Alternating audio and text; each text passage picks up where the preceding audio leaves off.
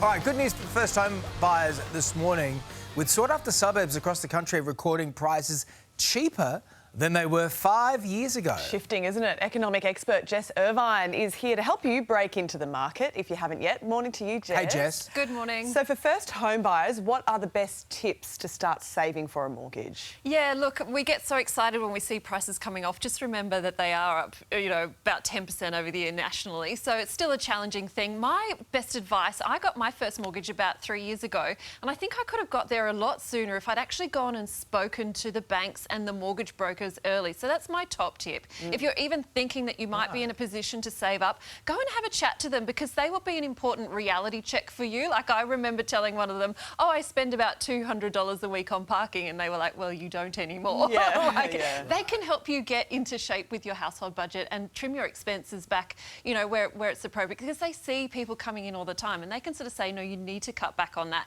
They can also have an important conversation with you about how big a deposit you need. I thought, I've got to save up 20%, but that's actually quite atypical now. People can get into the market on a lot less. There's a government scheme called the First Home Deposit Scheme where you can get in for 5%. Right. And again, like talking to a bank, they can talk you through what's prudent. They want to make sure you can service the loan, but you can get a loan with a much lower deposit these days. And doing things like getting a parent to go guarantor on your loan means you can avoid paying a big whack of insurance that you usually get charged when you have those lower deposits.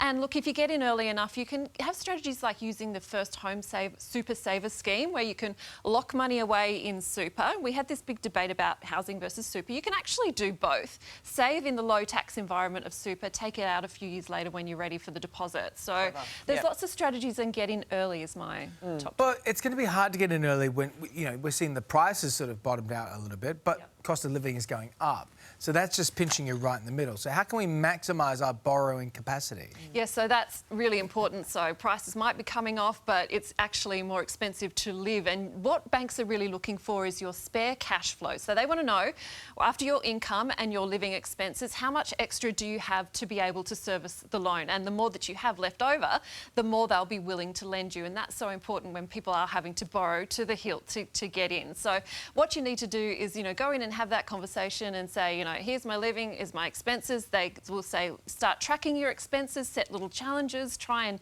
trim where you can. And there was this High Court decision recently that, the famous quote was, I may drink the finest Shiraz with a Wagyu steak, in my lifestyle. But if I want to own a home, I can stop doing that. You can have minced beef and tap water. So you have to. That's true. Which Still ain't that good. bad. Ain't that bad. What about some saving hacks on that? And let's dig down into this, because this is what you were the queen of as well. For renters who dream of entering the property market, where can we be saving some dollars? Yeah, so if you're a renter looking to get in, that's where your big expense is. And I sort of say, if you have a really serious plan to get into home ownership, do have a look at your rental costs. We know the market is so tight and there's a lot of competition for rental places.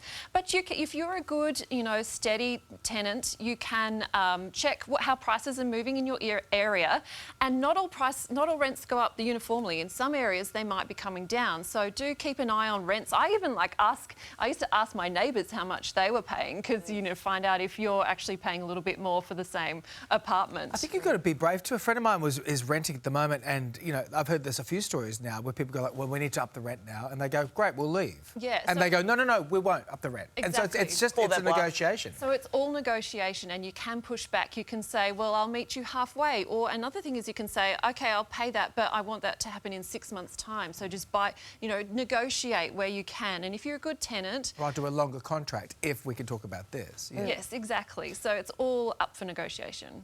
OK, so if you have bought your own place, how can you ensure you're locked into the best home loan deal? Because the lenders are starting to tighten things around mortgages now. It's getting harder, interest rates going up.